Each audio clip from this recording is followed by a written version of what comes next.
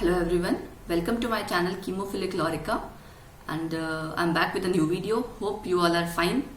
सबसे पहले तो मैं आप सबको बहुत बहुत थैंक्स करना चाहती हूँ क्योंकि एक बिगनर के लिए जितना आपने मुझे love support positive response show किया है, I am very happy and in fact I can say that I am feeling very energised and motivated. आपकी यही सपोर्ट यही पॉजिटिव रिस्पांस मुझे हेल्प कर रही है ज्यादा से ज्यादा हार्ड वर्क करने के लिए, जल्दी वीडियो अपलोड करने के लिए. So please keep doing so. ऐसा ही सपोर्ट पॉजिटिव रिस्पांस मुझे आगे भी प्लीज दिखाते रहिए. And one more thing which I would like to share with you कि कुछ टाइम बाद I have thought about it कि मैंने सोचा है कि डिस्क्रिप्शन बॉक्स में नोट्स के पीडीएफ के भी लिंक में शेयर करूं. सो आई थिंक कुछ लोगों की ऐसी सजेशंस हैं and I am also thinking upon it. तो डेफिनेटली कुछ टाइम बाद मैं जरूर शेयर करूंगी. बाकी अगर इसके अलावा या और कोई भी आपको सजेशन या कोई क्वेरी कुछ भी है, anything whatever you want, आप प्लीज कमेंट बॉक्स में जरूर बताइए. And please keep motivating me by liking my videos, by subscribing my channel, by sharing my videos. Thanks a lot again and now let's move to the lecture.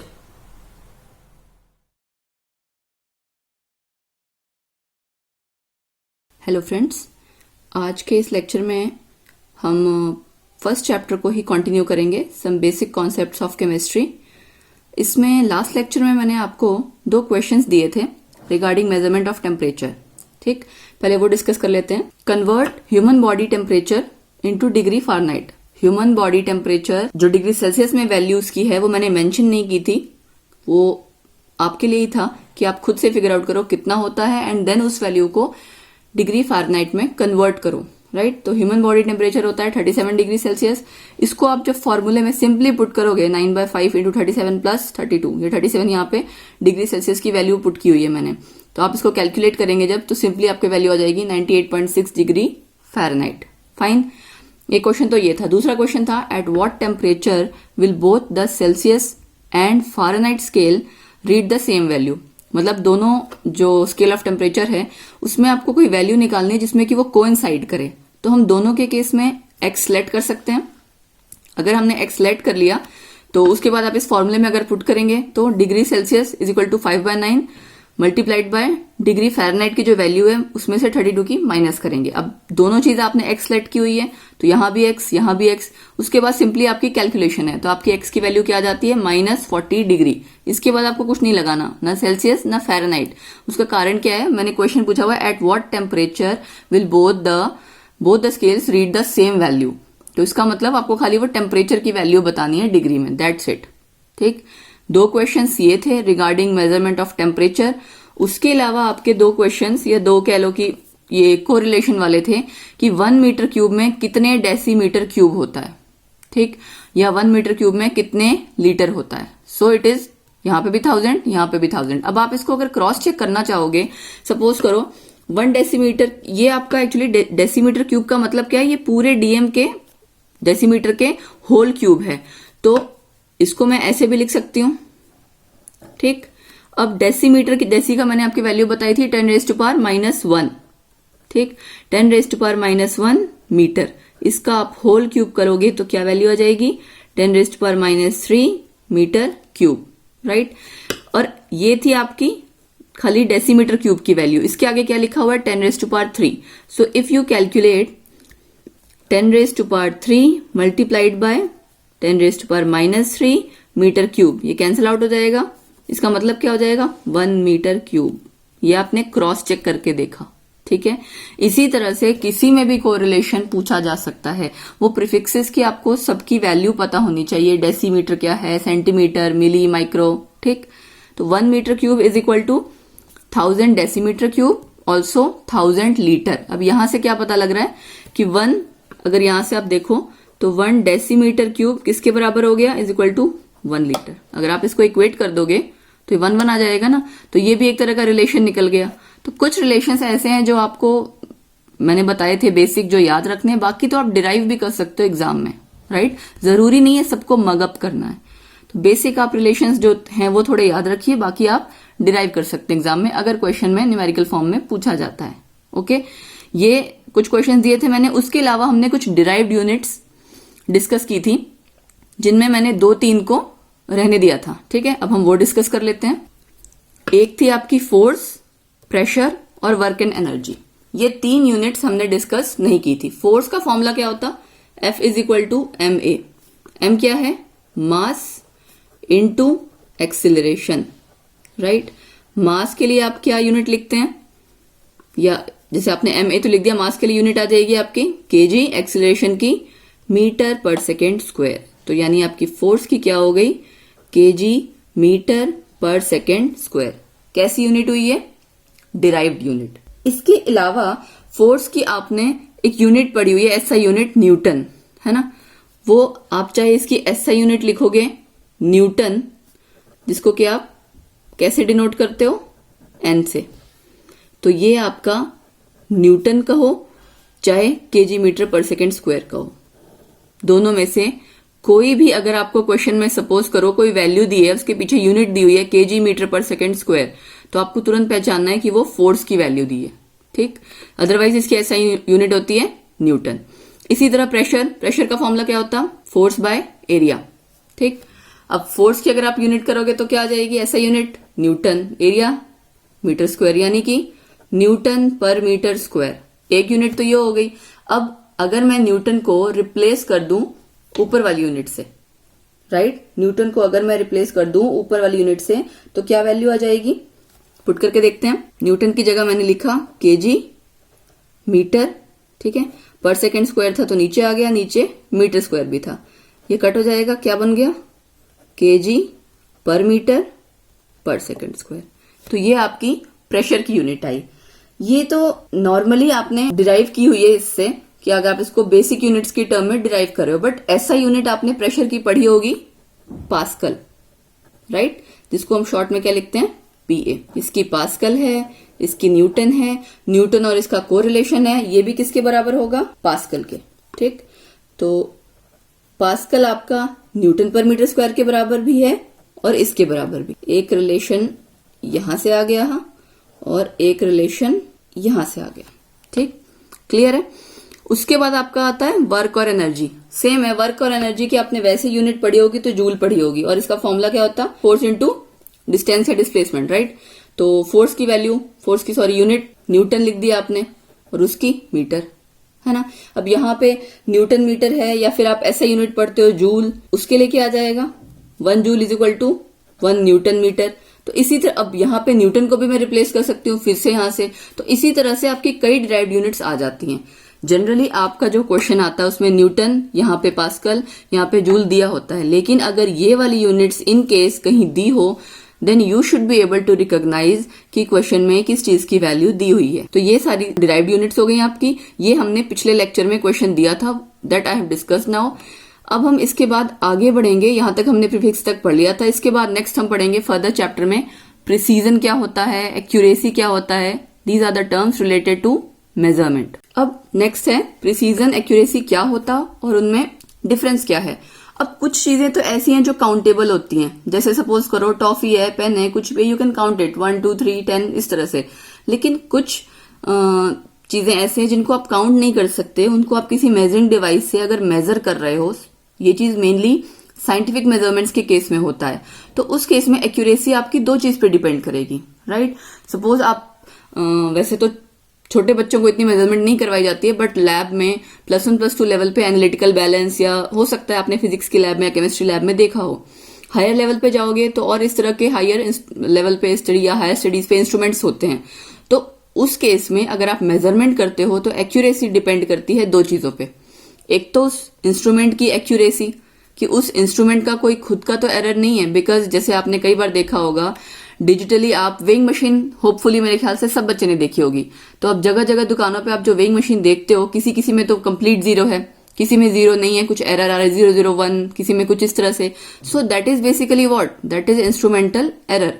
तो ऐसे cases में जहां हम किसी measuring device का use कर रहे हैं, ऐसे केसेस में मेजरमेंट की एक्यूरेसी दो चीज पे डिपेंड करती है, कि कितना वो इंस्ट्रूमेंट एक्यूरेट है यानी सही है, उसका कोई इंस्ट्रूमेंटल एरर है तो कितना है, एंड दूसरा स्किल ऑफ द ऑपरेटर, यानी जो मेजरमेंट कर रहा होगा उसका स्किल, कि वो कितने एफिशिएंटली करता है। अब सपोज करो वो डिजिटल जो आपका डिजिटल वेइंग मशीन होती है, अगर वो डिजिट्स जब तक स्टेबल नहीं होती उसके पहले कोई रख रहा है, तो इसका मतलब वो प्रॉपर तरीका नहीं है मेजर करने का।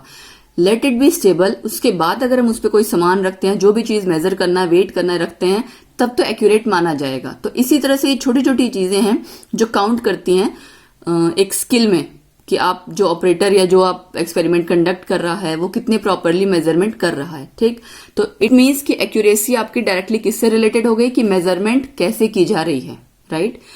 और दूसरा केस क्या आता है कि हम एक ही मेजरमेंट को कई बार करें, उससे क्या होगा, हमें क्वालिटी पता लगेगी कि जितनी बार हम करेंगे हर बार हमें कोई वैल्यू आएगी, अलग अलग वैल्यू आएगी। उसके बाद हम उसका एवरेज वैल्यू ले सकते हैं। अब इसका कंपैरिजन करते हुए एवरेज वैल्यू का जो एक्चुअल वैल्यू है उसके साथ कंपैरिजन करते हुए ही हमें पता चलता है कि कितनी वैल्यू एक्यूरेट है। सो एक्यूरेसी क्या होता है, जो आपकी एवरेज वैल्यू आई हर अलग अलग मेजरमेंट की, अगर वो एक्चुअल वैल्यू के पास है, जो भी आपकी एवरेज वैल्यू आई है 3, 4, 5 जितनी आपने मेजरमेंट्स की, वो वैल्यू एक्चुअल वैल्यू के पास है, तब तो वो एक्यूरेट कहलाएगी। उसमें हो सकता है जो आपकी 3, 4, 5 अलग अलग मेजरमेंट्स हैं वो हो सकता है आपस में क्लोज ना हो, लेकिन अगर वो एक्चुअल वैल्यू के क्लोज हैं then it is accurate. Fine. If the average value of different measurements is close to the correct value or actual value, then it is said as accurate measurement. और दूसरी चीज क्या है, precision, कि अगर वही values जो different measurements की आपस में तो पास पास हैं और average value के भी पास हैं, तब उस मेजरमेंट को हम कहेंगे प्रिसाइज। एवरेज वैल्यू आपकी जो अलग अलग मेजरमेंट्स की एवरेज वैल्यू है वो जरूरी नहीं है कि पास पास हो, वो जरूरी नहीं है कि करेक्ट वैल्यू के पास हो। ठीक है, ये याद रखना, यहाँ एवरेज वैल्यू है, यहाँ पे close to the correct value था यानी कि एक्चुअल वैल्यू, प्रिसीजन में close to the average value है, कि जितनी आपने अलग अलग मेजरमेंट्स की वो आपस में भी क्लोज हों और एवरेज वैल्यू के भी क्लोज हों, वो आपकी वैल्यू कैसी कहलाएगी, प्रिसाइज। अब हम एग्जांपल लेंगे तो होपफुली आपको उससे ज्यादा क्लियर हो जाएगा। तो प्रिसीजन आपका किससे रिलेट किया, कि मेजरिंग डिवाइस का भी क्या रोल, उसका भी रोल आ जाएगा इसमें, और स्किल ऑफ ऑपरेटर का भी, कि मेजरिंग डिवाइस का भी जो एरर है वो भी काउंट हो रहा है और ऑपरेटर कितने अच्छे तरीके से मेजरमेंट कर रहा है वो भी। ठीक, तो होपफुली एक्यूरेसी और प्रिसीजन आपको समझ में आ गया होगा डेफिनेशन के तौर पे। अभी हम एग्जांपल लेंगे तो आपको बेटर क्लियर हो जाएगा। एक एग्जांपल लिया हमने कि सपोज हम किसी रूम की लेंथ मेजर कर रहे हैं, उसकी वैल्यू एक्चुअल में 8.5 मीटर है। ठीक है, ये हमें पता है ऑलरेडी। अब अलग अलग स्टूडेंट मेजरमेंट करते हैं। अब हर बच्चे का मेजरमेंट करने का तरीका अपना हो सकता है, बिल्कुल एक्यूरेट हो सकता है नहीं हो, कोई बहुत केयरफुली मेजरमेंट कर रहा है, कोई नहीं कर रहा। ठीक है, तो हर स्टूडेंट ने मेजरमेंट की है और हर स्टूडेंट ने 5 अलग अलग टाइप से मेजरमेंट की है। ठीक, स्टूडेंट 1 ने की 5 मेजरमेंट्स, 2 ने, 3 ने, इसी तरह से सबकी हमने एवरेज वैल्यू निकाल ली। ठीक है, अब पहले के केस में ये चारों आपकी एवरेज वैल्यू हैं और ये आपकी एक्चुअल वैल्यू है, जिसको आप करेक्ट वैल्यू कह रहे हो। ठीक है ना, तो स्टूडेंट 1 के केस में आप देखो एक्यूरेट भी है और प्रिसाइज भी है। क्यों एक्यूरेट क्यों है, क्योंकि आपकी जो एवरेज वैल्यू है that is close to the actual value. ठीक, और प्रिसाइज क्यों है, बिकॉज जो डिफरेंट वैल्यूज आई हैं वो आपस में भी इक्वल हैं। देख सकते हो आप 8.3, ये 8.4, 5, 6, 7 आपस में भी क्लोज हैं और एवरेज वैल्यू के भी क्लोज हैं। तो इस केस में क्या हो गया, स्टूडेंट 1 ने जो मेजरमेंट की वो एक्यूरेट भी है और प्रिसाइज भी है। ठीक, सेकंड के केस में 8.2 है। अब एवरेज वैल्यू तो 8.2 है लेकिन एक्चुअल क्या थी 8.5। इसका मतलब average value is not close to actual value, तो यानी ये एक्यूरेट नहीं हुआ, इसीलिए पुअर एक्यूरेसी। और प्रिसीजन कैसा है, प्रिसीजन में ये 5 वैल्यू आपको दिख रही है, पास पास है। दूसरी चीज क्या थी कि आपकी एवरेज वैल्यू के भी पास हो। 8.2 देखो यहाँ पे भी आ रहा है, यहाँ पे भी आ रहा है, तो इट मीन्स ये वाली आपकी जो मेजरमेंट थी स्टूडेंट 2 की, प्रिसीजन तो अच्छा है उसका, ठीक है, लेकिन एक्यूरेसी नहीं है।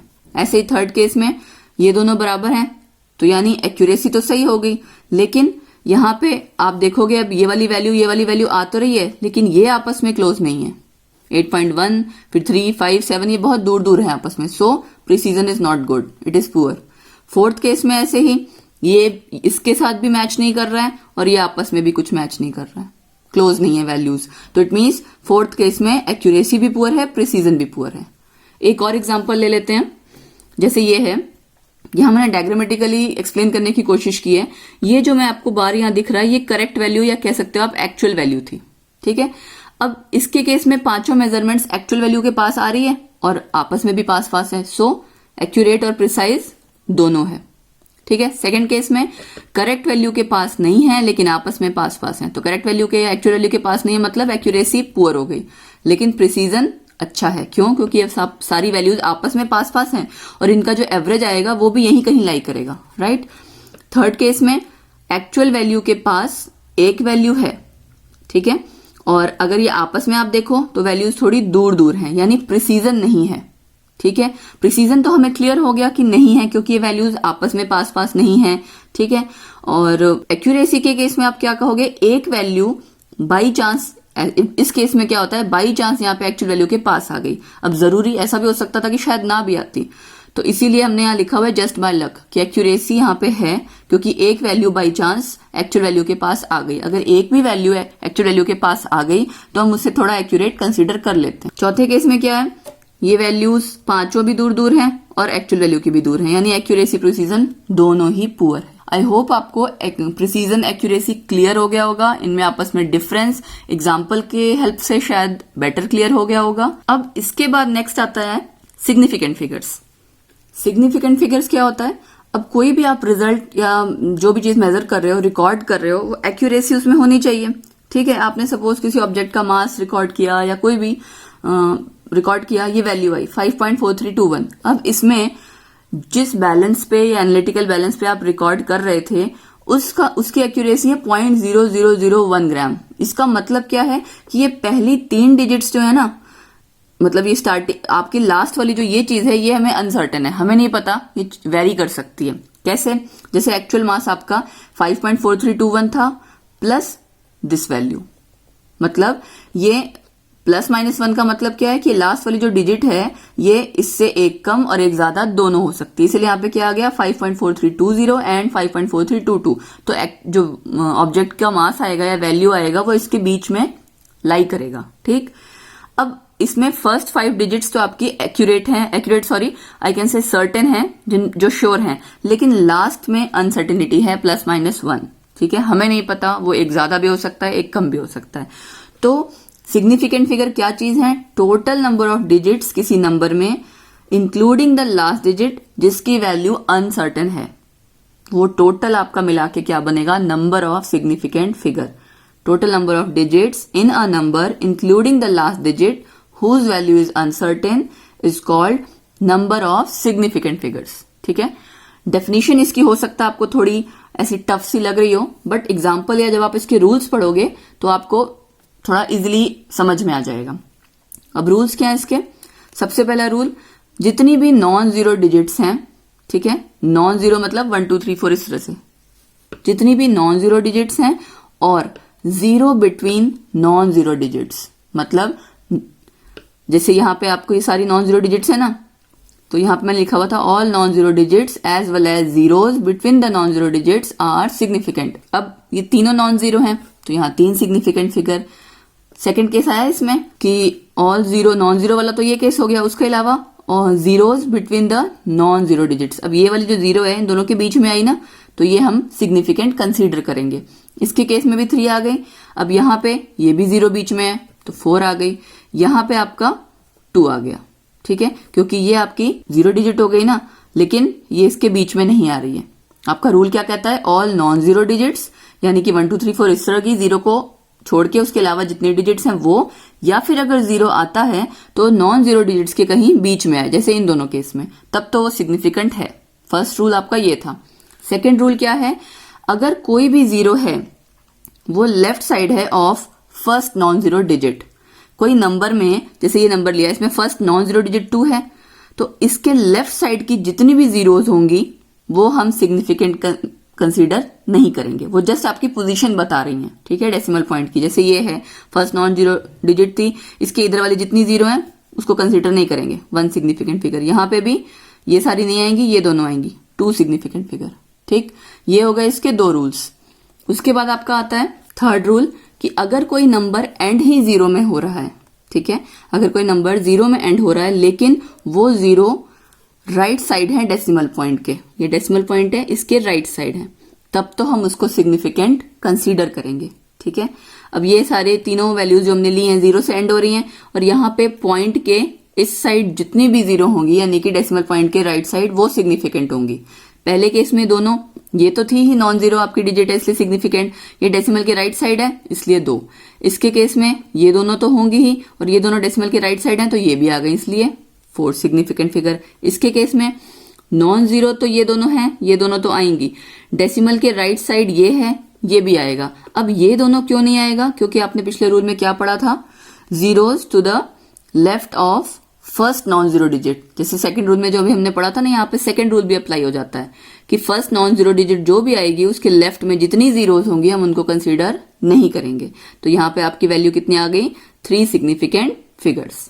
ठीक, फिर फोर्थ रूल क्या है कि एक नंबर अगर जीरो में एंड हो रहा हो लेकिन वो जीरो यहाँ तो आपका था राइट साइड में हो डेसिमल पॉइंट के, डेसिमल के राइट साइड में, लेकिन फोर्थ रूल में क्या है कि जीरो से एंड हो रहा हो और वो जीरो लेफ्ट साइड हो डेसिमल पॉइंट के, तब क्या होगा, तब वो सिग्निफिकेंट हो भी सकती है और नहीं भी हो सकती। 2 केस हो गए। जैसे एग्जांपल ले लें हम 40800 40,800 ग्राम। ठीक, अब यहाँ पे 3, 4, 5 कई तरह की सिग्निफिकेंट फिगर हो सकती हैं। कैसे? अब इस तरह के केस में अगर हम इसको ऐसे देखें तो यहाँ तो डेसिमल लगा के 0 माना जाएगा ना, तो आप इसको कैसे कंसिडर करोगे सिग्निफिकेंट फिगर? तो ऐसे केस में टू रिमूव एम्बिग्यूटी, एम्बिग्यूटी क्या होता है कि आपको किसी चीज को सपोज करो something which you are understanding, वो उसके कई तरीके निकले, जैसे यहाँ पे आपके कई तरीके निकल रहे हैं ना, आप क्लैरिटी नहीं है, तो उस चीज को हटाने के लिए कि क्लियर नहीं हो रहा कि कितनी वैल्यू आनी चाहिए सिग्निफिकेंट फिगर की, इस तरह की वैल्यूज को हम एक्सपोनेंशियल नोटेशन में या एक्सपोनेंशियल फॉर्म में एक्सप्रेस करते हैं। अब इसको एक्सप्रेस करेंगे तो क्या लिख सकते हैं, 4.08 इंटू 10⁴, ऐसे भी लिख सकते हैं, एक जीरो और लगा दी, ऐसे भी लिख सकते हैं। जब हम साइंटिफिक नोटेशन की फॉर्म में इसको एक्सप्रेस करते हैं तो इसकी वैल्यू कंसीडर नहीं करते। 10⁻⁴ वाली जो भी वैल्यूज होते हैं वो सिग्निफिकेंट फिगर में काउंट नहीं करते, जस्ट आगे वाली वैल्यू काउंट करते हैं। अब आपको क्लियर हो गया होगा। इसके केस में ये तीनों आ जाएंगी, इसके केस में ये तीनों और ये वाली जीरो भी। क्यों? Because right to the decimal point, तो ये भी आपकी सिग्निफिकेंट आ जाएगी। इसके केस में 5। ठीक है, 4 रूल्स हो गए। होपफुली आपको क्लियर हो गए होंगे चारों रूल्स। अब उसके बाद ऐसे ही आगे सिग्निफिकेंट फिगर का रूल जो आपका अप्लाई होता है वो मल्टीप्लाई, डिवाइड, ऐड, सब्ट्रैक्ट, इन सब जगह भी अप्लाई होगा। कैसे?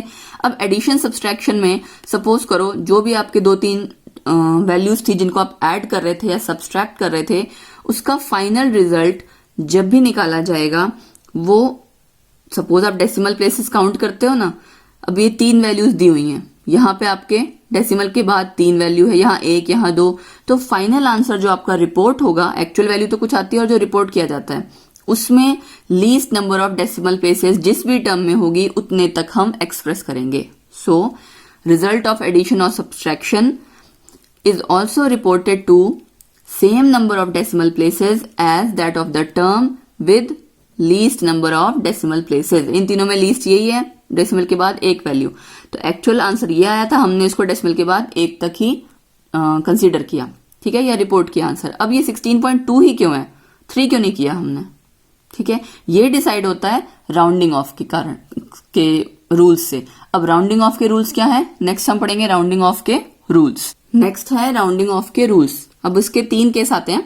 पहला केस क्या है कि जो डिजिट आपने रखनी है, ठीक है, if the digit just next to the last digit to be retained. To be retained मतलब जो डिजिट आपने रखनी होती है, जहां तक आपने वैल्यू शो करनी है, जैसे सपोज हमने यहां तक शो करनी है, ठीक है, तो इससे जो जस्ट नेक्स्ट डिजिट होगी वो आपकी अगर लेस देन 5 है तो वैल्यू सेम आ जाएगी, इसको हम ऐसा रख देते हैं, उसके बाद की सारी छोड़ देते हैं। ठीक है, तो क्या आ जाएगा, जो आपको जहां तक आपने वैल्यू चेक करनी थी या कंसीडर करनी थी उससे अगली वैल्यू आपकी अगली डिजिट लेस देन 5 है, तो आप यहां तक की जहां तक की रखनी थी आपने डिजिट उसको एज सच रख लेते हो, बाकी इसके बाद की सारी ड्रॉप कर देते हो। सेकंड केस क्या है कि अगर वो ग्रेटर देन 5 हो, उस केस में क्या कर देंगे हम, इंक्रीज बाय 1। ठीक है ना, ये आपका जहां तक रखनी थी उससे अगली डिजिट जब आपने चेक करी वो ग्रेटर देन 5 है, तो आपने क्या किया, इस डिजिट को 1 नंबर बढ़ा दिया, जैसे कि सपोज 3 था तो 4 कर दिया, इसके आगे की बाकी ड्रॉप कर दी। ठीक, ये 2 रूल हो गए। तीसरा रूल है आपका कि अगर वो डिजिट जो आप कंसीडर, ये वाली जो आप जहां तक आपने रखनी है उससे अगली डिजिट, ठीक है, एक तो था लेस देन 5 ग्रेटर देन 5, अगर 5 ही हो गई तो उसमें भी 2 केस आ जाते हैं कि ये 5 है तो इससे जस्ट पहली जहां तक रखनी है वो या तो इवन होगी या ऑड होगी। तो दो केस क्या आ गए कि अगर वो इवन है तब तो वैल्यू सेम रहेगी, ठीक है, अगर ऑड है तो इंक्रीज बाय 1। कैसे? जैसे यहां तक आपने वैल्यू रखनी थी, ये वैल्यू 5 थी तो थर्ड रूल अप्लाई होगा। अब इससे जस्ट पहले वाली वैल्यू जहां तक रखनी थी वो आपका ये ऑड वैल्यू दिख रही है ना, तो ऑड के केस में हमने 1 बढ़ा दिया। यहां पे क्या आ गया कि ये 5 तो थी, इससे जस्ट पहले वाला इवन थी तो हमने इसको एज सच रखा। तो ये 3 रूल्स आपके किसके हो गए? राउंडिंग ऑफ के। जब भी हमें एडिशन सब्सट्रैक्शन करनी है तो फाइनल आंसर एडिशन और सब्सट्रैक्शन में आपको रिपोर्ट करना है राउंडिंग ऑफ की टर्म्स में, ठीक है, कि आंसर आपका राउंड ऑफ करके ही आना चाहिए। और कितनी वैल्यू तक आना चाहिए? जितना आपने जो टर्म्स या डिजिट्स जो वैल्यूज कंसीडर की थी उसमें least number of decimal places जहां तक है उसके अकॉर्डिंग, ठीक। सेकेंड रूल आपका अप्लाई होता है मल्टीप्लीकेशन डिवीजन पे। इसके केस में आप सिग्निफिकेंट फिगर चेक करते हो कि मल्टीप्लाई डिवाइड करने के बाद जो फाइनल आंसर होगा उसमें उतनी ही सिग्निफिकेंट फिगर होनी चाहिए जितने की जो टर्म्स कंसीडर की हैं उसमें लीस्ट वैल्यू वाली होगी। यहां पे सिग्निफिकेंट फिगर कंसीडर करनी है, ऐड और सब्ट्रैक्ट में हमें राउंडिंग ऑफ करके डेसिमल प्लेसेस कंसीडर करने हैं, ठीक। तो आपका एक्चुअल मल्टीप्लाई करके आंसर इतना आया, लेकिन कितने में रिपोर्ट करोगे? यहाँ पे आपकी 4 सिग्निफिकेंट फिगर थी, यहाँ पे 2, तो ये दोनों में से ये कम है तो एटलीस्ट 2 तक आपने इसको रिपोर्ट करना है, ठीक। क्लियर है? ये आपके हो गए राउंडिंग ऑफ के रूल्स। उसके अलावा मल्टीप्लाई डिवाइड में या ऐड सब्ट्रैक्ट करते हो उसमें सिग्निफिकेंट फिगर्स कैसे लगाएंगे, कैसे हम फाइनल रिजल्ट रिपोर्ट करेंगे, ये सारी चीजें हमने स्टडी कर ली। नेक्स्ट आता है कि अगर कॉम्बिनेशन आ जाए, प्लस माइनस ऐड सब मिक्सअप होके आ जाए, तब क्या करना है। अगर सपोज आपका कैलकुलेशन में कई स्टेप्स इन्वॉल्व हैं, ठीक है, तब उसमें आप क्या करोगे? वहां पे भी सेम लगता है कि लीस्ट प्रिसाइज नंबर जो है आपका, जिसमें सबसे कम सिग्निफिकेंट फिगर थी, वहां तक आपने इसको शो करना है, ठीक है।